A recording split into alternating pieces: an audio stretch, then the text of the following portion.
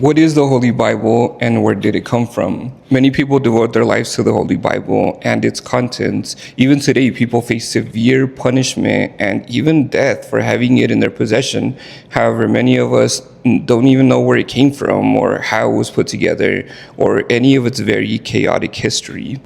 The Holy Bible is sacred to Christians because we believe it's directly from God, according to 2 Timothy 3:16, and we believe it's alive, according to Hebrews 4:12, and that God speaks through it to us directly, which is why we read it. It is a collection of scrolls or manuscripts of letters, quotes, interviews, and witness accounts. It generally has about 66 books, 39 in the Old Testament, 27 in the New Testament, and it has been written by many authors over thousands of years in multiple languages, but originally it was mainly written in Hebrew, Greek, and Aramaic. Even if you don't believe what's written in it, the records of the scrolls and manuscripts used to write it are real, authentic, and originated over thousands of years ago. The text or the written content has been proven to have been accurately preserved over time due to the quality and quantity of its records. Compared to any other book, including secular writings, it's the most scrutinized, but it has never been disproven or contradicted, and over time continues to prove its own accuracy. So who wrote the Holy Bible? Ultimately, we believe God wrote it using people. The Old Testament, aka the Hebrew Bible or Tanakh, was written between 1500 to 400 BC. Moses wrote the Torah, aka the Law, which are the first 5 books of the Bible, and the Old Testament, which include Genesis, Exodus, Leviticus, Numbers, and Deuteronomy. Exodus includes the 10 Commandments that God gave to Moses directly on Mount Sinai. The scripture that Jesus Christ read from when he read scripture and he was walking the earth is the Old Testament. Jesus lived on earth between 4 BC to about 33 AD, so the New Testament was written right after, or roughly 50 to about 100 AD. It was written primarily by the apostles Matthew, John, Peter, and Paul, and their associates Mark, Luke, James, and Jude, mostly in Greek. So how did we end up with these 66 books of the Bible? God didn't physically hand down a 66-book Holy Bible to anyone specifically or any church. The first churches actually used the Old Testament manuscripts that had been around for a while and the New Testament manuscripts that the apostles and the associates had just written. However, they didn't just put all the manuscripts together to form one unified Holy Bible that we know of. They just kind of used the Old Testament and the New Testament manuscripts to teach in different churches. A few hundred years passed before a few different people actually put a whole Bible together. There are actually multiple Holy Bibles containing different books that were created by different people in multiple languages throughout the years. Here's a quick history in chronological order of some of the more prominent Bibles that have been put together and translated over time. Between years 200 and 400 in the early Catholic churches, each priest assigned to a church would pick and approve which New Testament books to read and teach from. Priests did not always agree on the same New Testament books to read from, but usually they were about 27, the same 27 that we use today. Between years 325 and 360 AD, a Bible was put together called the Greek Codex Sinaiticus.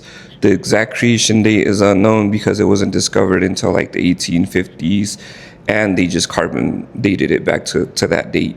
It contained the complete New Testament and a large portion of the Old Testament. Between 330 and 650, manuscripts of the 4 Gospels from the Ethiopian Bible called the Garima Gospels were actually written in the Ge'ezi language. Years 382 AD, the Latin Vulgate Bible was made in Latin. The Old Testament was actually translated from the original Hebrew, Aramaic, and Greek manuscripts. The New Testament was translated from the existing Old Vetus Latina texts, which were translated from the original Greek manuscripts. It was the first official Catholic Bible, which included 80 books, the current 39 and 27, plus 14 Apocrypha. They ended up using this Bible through the 1400s, so they used it from about year 400 to 1400s. In the year 400, the Bible was translated to other languages. However, starting in the year about 500 AD and through 14 AD, known as the Dark and Middle Ages, it was not allowed to own any non-Latin, aka vernacular Bibles, because the Catholic Church claimed that they wanted to prevent heresy, which is any idea opposing the church. At the time right after the fall of Rome, the church pretty much ruled and had authority over everyone in religion, politics, and economics. But it was a dark time which included violence and brutality, sanctioned by the Catholic Church in the name of religion, unfortunately, including burning on the pole, throwing into lake, and other dark acts, all of which are opposite to the Bible teachings of love and kindness. Towards the end of the Dark and Middle Ages, people started standing up against the Catholic Church and the Pope due to their injustice back then. In year 1362, a man named John Wycliffe, whom taught at Oxford University, was quoted saying, "The Pope is not the voice of God on earth." In 1384, John translated the first Bible into English called the Wycliffe Bible. It is translated from the Latin Vulgate. Year 1455, the Gutenberg Bible was the first printed Bible using the printing press. It was a copy of the Latin Vulgate Bible. Year 1490, Thomas Linacre from Oxford went to Italy to study Greek. After reading the Bible in Greek, the original language of the manuscripts, he said that the Latin Bible, the Latin Vulgate, the one that the Catholic Church used between the year 400 to the 1400 through the Dark and Middle Ages, was not translated right. He said either this is not the gospel or we are not Christians. Linacre, having studied Greek in Italy, was shocked by the significant discrepancies between the original Greek manuscripts of the Bible and the Latin Vulgate Bible. Year 1505, the Tyndale Bible was the first English Bible translated directly from Hebrew and Greek, written by William Tyndale in England. English Bibles were actually illegal, so he was outlawed and hunted by the Catholic Church and the king. At the time, there were many martyrs, and they were actually burned at the stake for teaching the Bible in English. In the year 1517, on October 31st, German monk Martin Luther nailed the 95 Theses of Contention on the church doors, challenging the Roman Catholic Church, their corrupt practices. This sparked the Protestant Reformation that we know of today, arguing that salvation comes through faith alone, not monetary payment, which some Catholic churches practiced back then, and some even are claimed to practice it today. They say that you can pay the church to get people out of purgatory, which is not in the Bible. Protestants basically just means non-Catholic. Year 1537, the Matthew Bible was the second English Bible created from William Tyndale's New Testament and Miles Coverdale's Old Testament translation. Year 1539, the Great Bible was the first Bible to be officially authorized to be read in English in the Church of England, created by Miles Coverdale from direction of the King. It was a revision of the Matthew Bible, which was a revision of the Tyndale Bible.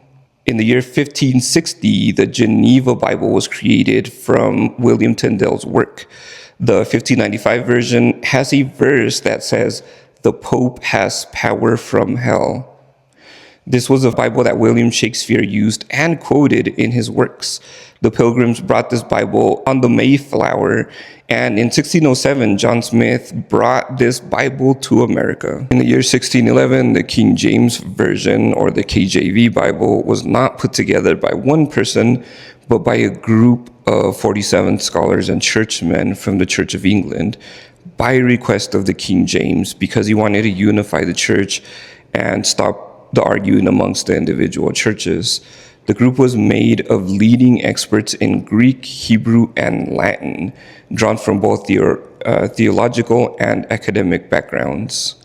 Original transcripts were not used. They actually used existing Bibles, including the Geneva Bible, the Bishop's Bible, the Textus Receptus, which are printed Greek New Testament editions based on the Byzantine manuscripts, which were edited by Erasmus, Stephanus, and Beza.